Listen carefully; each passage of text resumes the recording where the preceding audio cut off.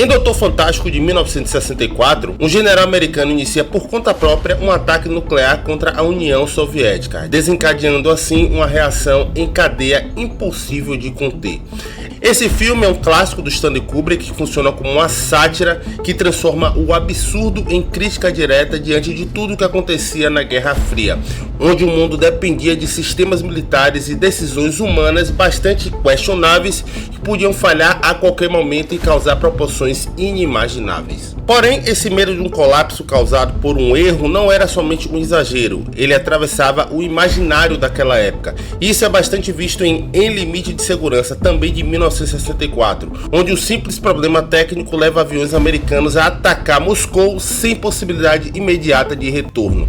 E diferente do filme do Kubrick, aqui o tom é mais sério, quase claustrofóbico, reforçando a ideia central da Guerra Fria, que não era preciso uma intenção direta para destruir o mundo, e sim apenas pequenas falhas ou talvez decisões que muitas vezes eram tomadas de formas impensáveis. E diante desse clima de indecisão e medo constante, que não se limitava necessariamente a uma guerra em campo, a Guerra Fria também refletia uma preocupação mais ampla sobre o futuro da humanidade. E isso é muito bem visto em O Dia que a Terra Parou, o clássico da ficção científica de 1951, onde o visitante extraterrestre chega à Terra para alertar sobre os riscos do comportamento humano, especificamente diante do próprio avanço nuclear que estava acontecendo na época nas entrelinhas. E apesar de ser um filme lúdico, fantástico, que usa um ser de outro planeta para conduzir o teor crítico da narrativa, é um filme que se discute muito também sobre o comportamento, a visão pequena e até mesmo o ego do ser humano e de como isso poderia afetar em decisões gigantescas puramente por satisfação própria. E se a gente for olhar ainda como um perigo coletivo, existe também aquele medo invisível que acontecia durante o período. Isso é muito bem visto em outro grande clássico do terror chamado Vampiros de Alma, de 1956, onde pessoas começam a ser substituídas por cópias idênticas, só que sem emoção alguma. Esse é o tipo de ameaça que também era muito comentado, que existia durante esse período, onde a ameaça não era identificável, ela apenas se infiltrava. Ou seja, o inimigo poderia morar do seu lado e você nem saber.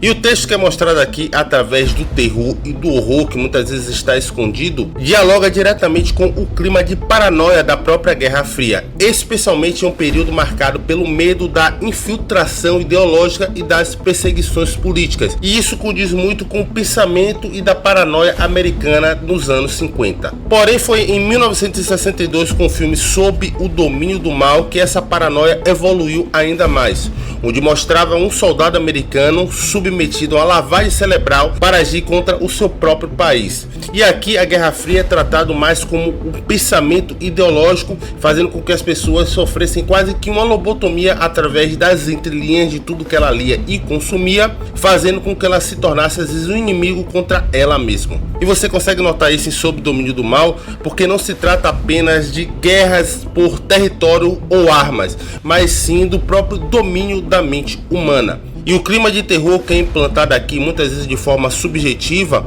possibilita com que você enxergue essa manipulação e a perda da própria autonomia como um ser pensante que todos nós somos. É algo que condiz com o próprio título do filme, a dominação do mal diante das nossas próprias ideias. E apesar dos gêneros terror e ficção científica trazer muito do contexto da época, escapismo, aventura e até alguns filmes de ação também traziam muito essa ideia. E isso é muito bem visto em um dos maiores filmes da franquia 007, em Moscou contra 007 de 1963, onde o James Bond enfrenta forças ligadas ao bloco soviético em uma trama de espionagem que também traz muito daquele tom dark, sombrio que acontecia na época. Inclusive é um dos melhores filmes da franquia até hoje. E a Guerra Fria, que vira entretenimento neste caso, também reforça uma visão clara do lado certo e do inimigo. É um filme que, como ele tem a sua própria ideologia, o Ian Fleming fazia questão de expor isso nos seus livros, aqui ele mostra quem é o mocinho e o vilão, fazendo com que James Bond seja protagonista disso tudo em um momento onde as ferramentas culturais favoreciam também certos pensamentos diante da própria guerra.